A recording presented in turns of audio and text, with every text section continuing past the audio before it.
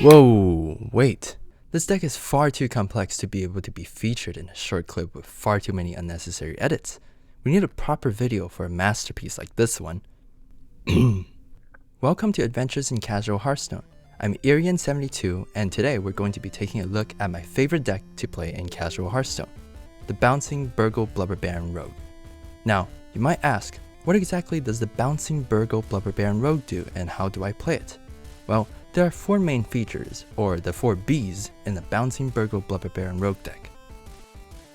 First, burgling good cards. It's no secret that this deck isn't exactly the strongest deck in the game, so the key factor that will contribute to your victory is variance, or RNG as some might call it. That's why this deck includes cards like Hallucination and Babbling Pirate to give you the edge you need. If you play enough games, you'll eventually get lucky and get top tier legendaries from your opponent at least once, or twice. However, random card generation won't win you the game by itself most of the time.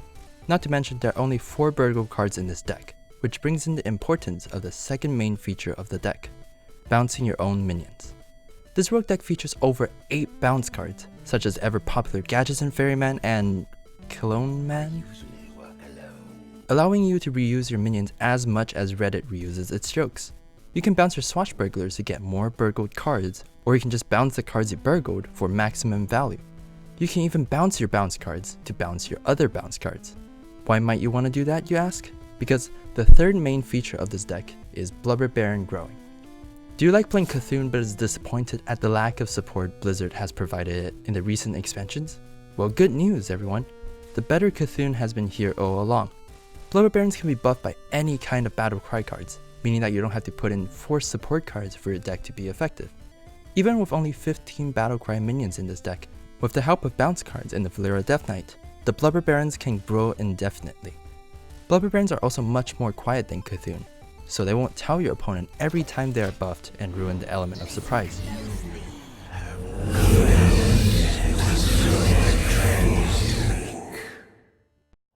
And in the worst case scenario, you have 2 Blubber Barons, so you can have twice the amount of frogs.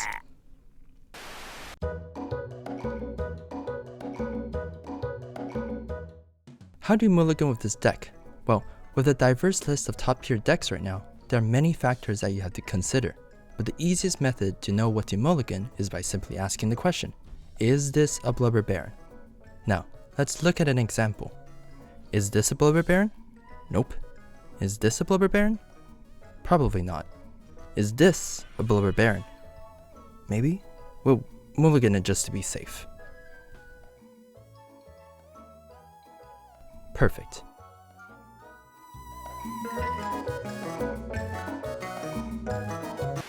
Even though the most satisfying way to play the Blubber Barons is to build them up to the size of a late game Jade Golem, sometimes you will burgle cards that are more valuable than Blubber Barons.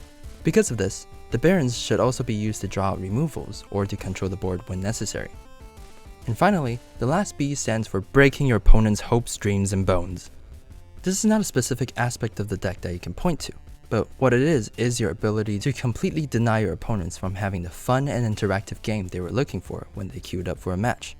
For example, Valera the Hollow allows you to exit the physical plane of existence and delay your death for 1 whole turn at the cost of 9 mana.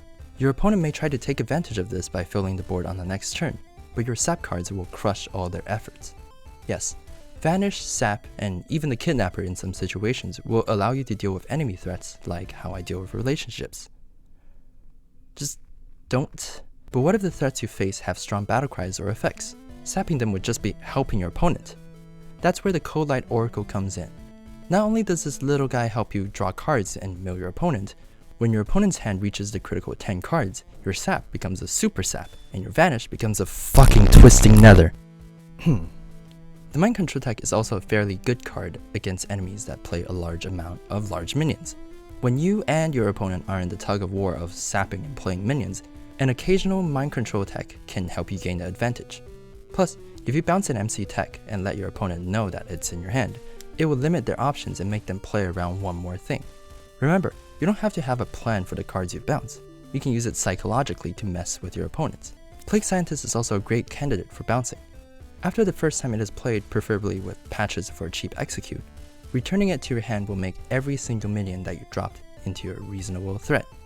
This will add even more things for your opponent to have to constantly worry about if they don't want to lead their minions into certain death. Oh yeah, there's also a taunt card in the deck somewhere. And that's the gist of this whole deck.